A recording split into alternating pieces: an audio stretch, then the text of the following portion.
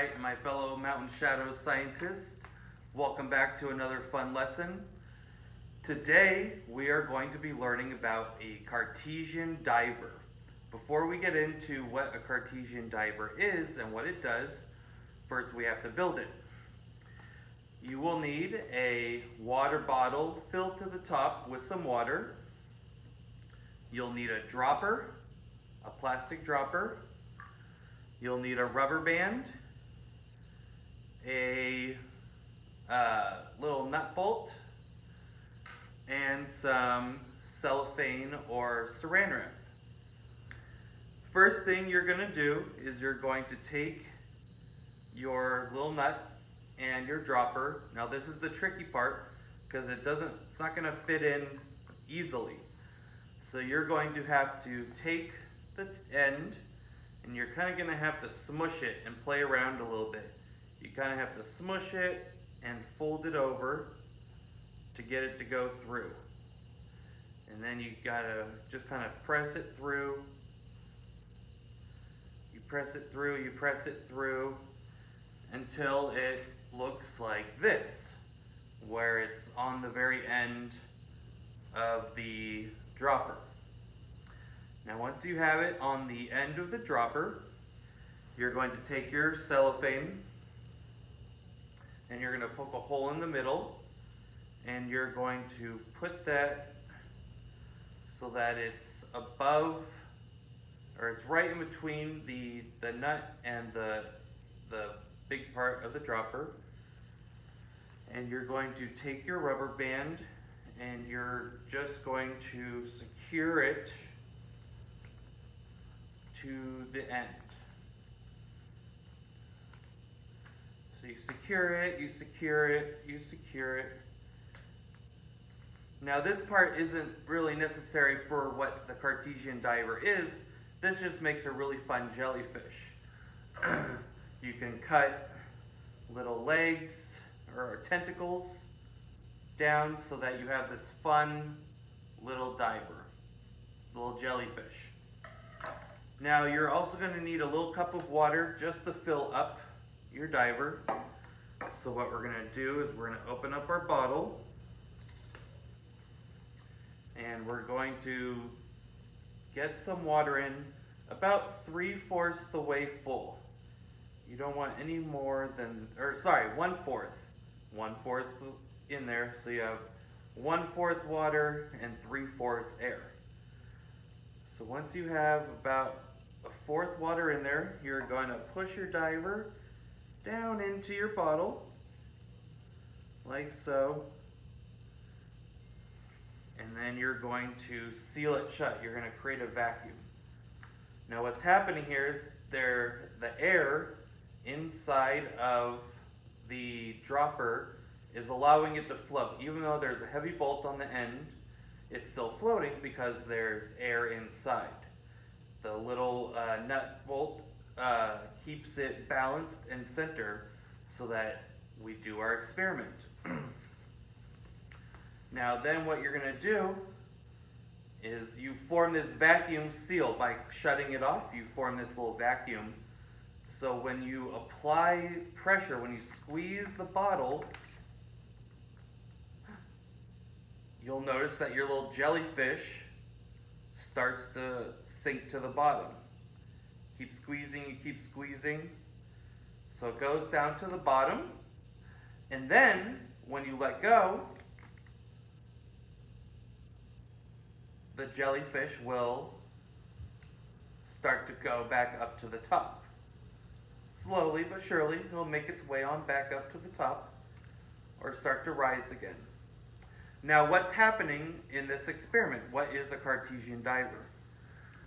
So our Cartesian diver has been around for hundreds of years. It was named after the French philosopher René Descartes, and it explores different principles such as buoyancy, pressure, and density. So buoyancy is when an object can float. You know, objects float when they are able to both disperse water evenly on its surface and when there's lightweight or air inside the object. Now, you think of a boat, you think of, well, how does this boat stay afloat? It's so heavy.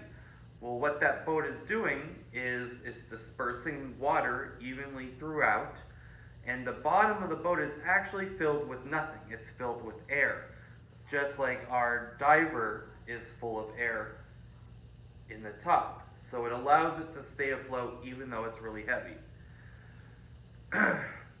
Now, inside the bottle, except for the air that's left inside the diver, there really isn't much air in the bottle. So when you squeeze that bottle, you're putting pressure on the bottle, and you're putting pressure in the water molecules inside this bottle. Right now, even though it's a vacuum, they're still able to kind of separate from each other, those teeny microscopic molecules. They're still able to kind of go around each other with ease. But when you put that pressure, you see our diver has gone back up to the top. When you put that pressure, all those water molecules are now being compressed into each other. They're being pressed together. And they don't really like to be in that state. So they're looking for places where they can go, where they can social distance from each other. And the only place that they can really go is inside that air pocket that's in the diver.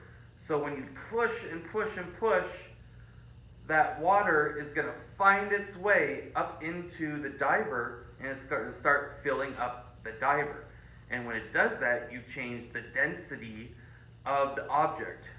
Density is kind of like weight, but the density is you're putting more mass inside an object, and eventually there's just going to be too much water inside that diver to be able to float, and it's going to start to sink.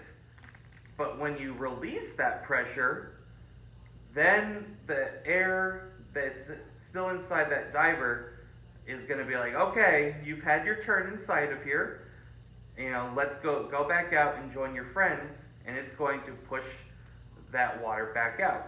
So this is kind of how, you think of like a submarine where, you increase the pressure and density inside the submarine by pushing water into this sealed container, this sealed vessel. It's going to slowly sink, and when you release that water, when you release that pressure, that density decreases, and it goes back up and floats again. Also, when you're squeezing that bottle, you're also, there's pressure inside of your little dropper, so it's changing its shape too. It's getting smaller too because of the pressure being put on the outside of it by putting that pressure on the bottle. So it's going to change its shape too. A submarine, when it goes down to the bottom of the ocean, the pressure is much heavier, and so the pressure actually compresses the hull of the submarine.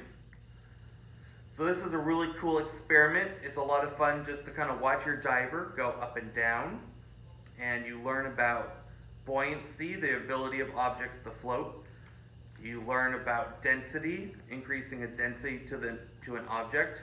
Another really fun experiment to do is, you take an orange and you drop it in water, and the orange floats. And if you were to peel that same orange and drop it in water, it'll sink. Why is that? Because the orange is full of air, like a boat would be.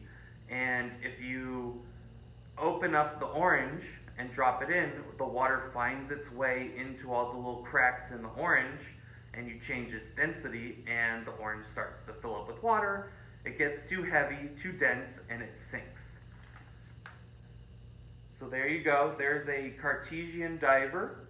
Have fun making this, and enjoy, and have a wonderful day. We'll see you next time on another fun Mountain Shadow Science project.